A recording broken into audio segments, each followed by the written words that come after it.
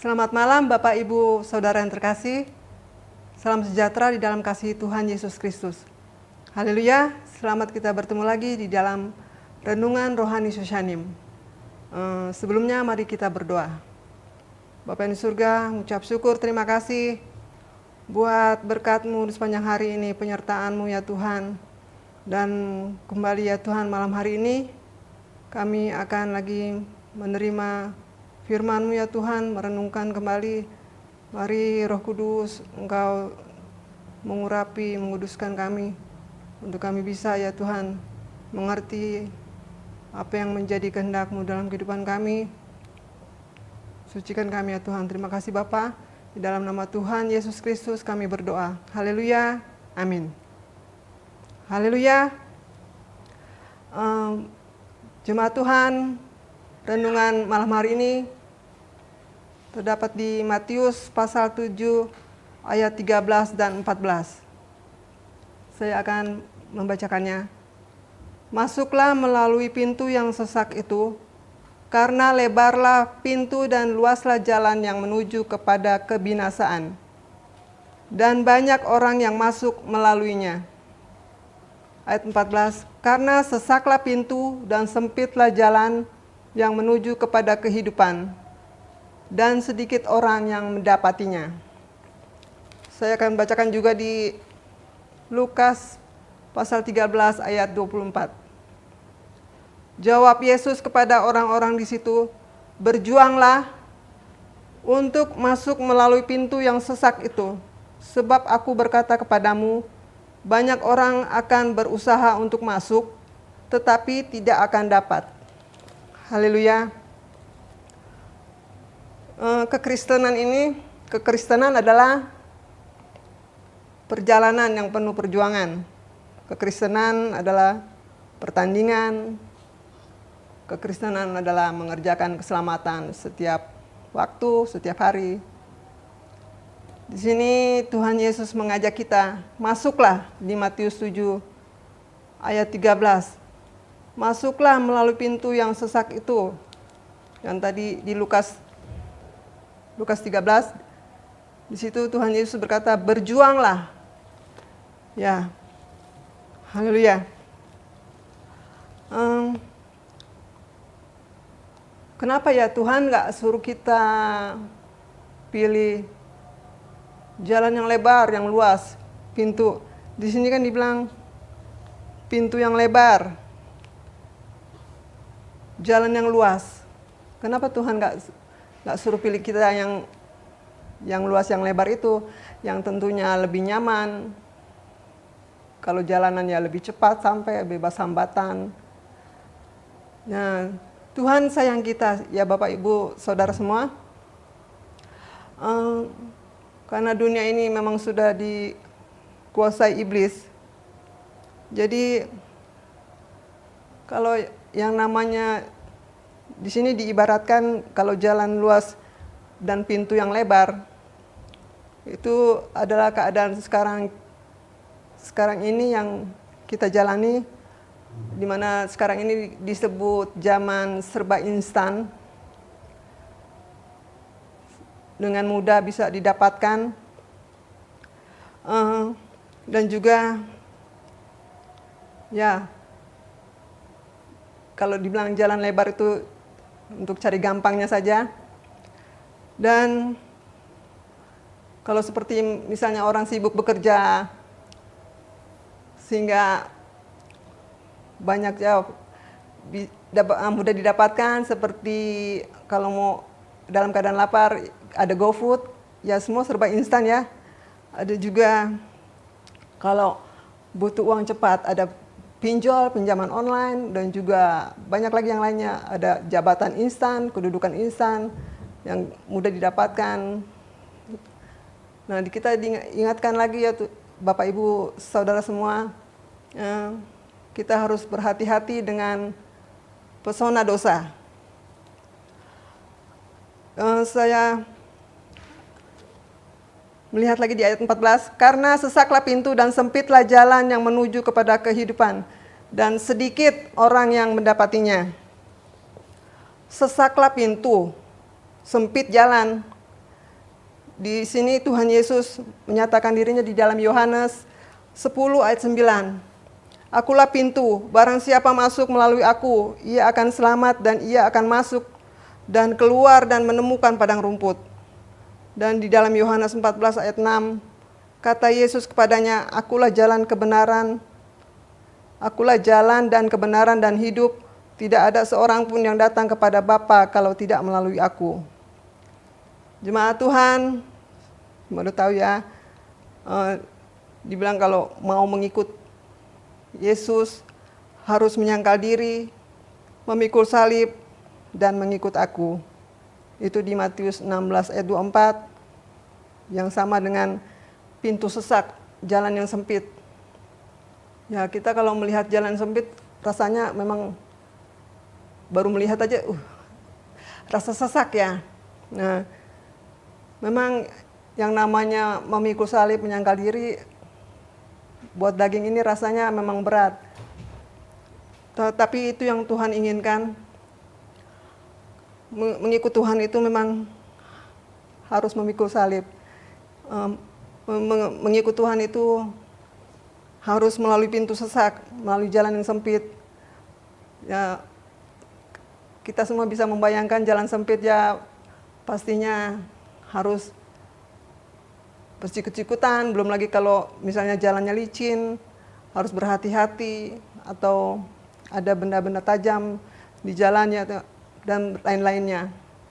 Bapak, Ibu, Saudara, hidup ini memang selalu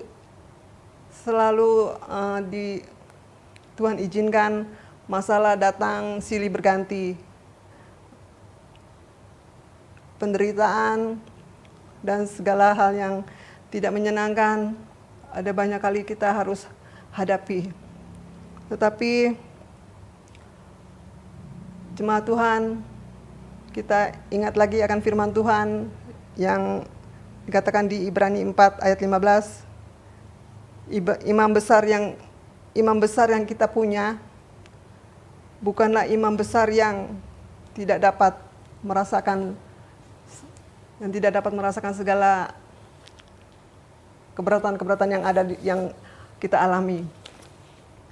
Dan karena dunia ini memang dikuasai iblis, seperti contoh di dalam Matius yang pencobaan di padang gurun itu, di situ iblis banyak menawarkan, ya ada 3 ya, menawarkan kepada Tuhan Yesus, roti disuruh menjadi batu, disuruh menjadi roti, dan menjatuhkan diri, dan dikasih lihat kerajaan dunia, kalau sembah iblis, maka kerajaan dunia akan menjadi miliknya. Nah, itu iblis juga bisa memberikan berkat, banyak menawarkan hal-hal yang menggiurkan, yang menggoda, tetapi yang sebenarnya menjerumuskan. Ada banyak jebakan-jebakan. Dan kita ingat juga di dalam Yosua 24 ayat 15. Di situ Yosua katakan kepada bangsa Israel, kalau saya bacakan yang terakhir saja. Tetapi aku dan seisi rumahku, kami akan beribadah kepada Tuhan. Haleluya. Ya, di sini Yosua katakan kepada bangsa Israel, mau pilih beribadah kepada Tuhan atau kepada Allah asing. Dan tentunya kita sebagai orang-orang yang sudah merasakan kasih Tuhan, tentunya akan memilih beribadah kepada Tuhan, dan bangsa Israel pun dikatakan memilih dan berjanji untuk menyembah, untuk beribadah kepada Tuhan saja. Haleluya. Jemaat Tuhan, kita orang-orang yang sudah ditebus oleh Tuhan Yesus, Dia yang mau tinggalkan surga dan turun ke bumi hanya karena manusia yang berdosa, dan mau mati di atas kayu salib.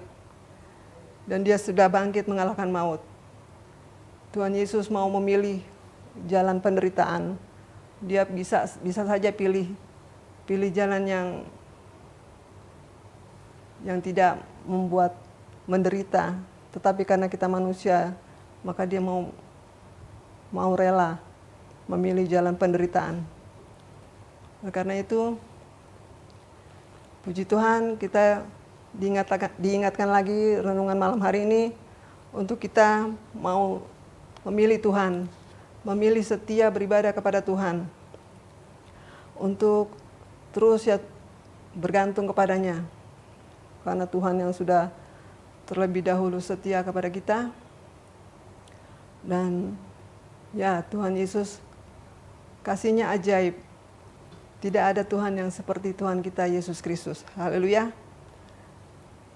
Renungan Rohani Soshanium sampai di sini. Saya akan tutup dengan doa. Bapa yang di surga, terima kasih buat kesempatan yang Tuhan masih berikan kepada kami malam hari ini. Tolong kami ya Tuhan, untuk kami bisa memilih apa yang menjadi kehendak-Mu ya Tuhan di dalam kehidupan kami. Ya Roh Kudus, pimpin kami terus perjalanan hidup kami ya Tuhan. Dan Tuhan Yesus, mampukanlah kami untuk bisa menjadi pelaku-pelaku firman-Mu dalam kehidupan kami. Terima kasih Bapa. Kami serahkan sepanjang malam hari ini hidup kami dalam tangan-Mu ya Tuhan. Terima kasih. Di dalam nama Tuhan Yesus Kristus kami berdoa. Haleluya. Amin. Soshanium bangkit, kuat, menang. Kobarkan terus api Pantekosta.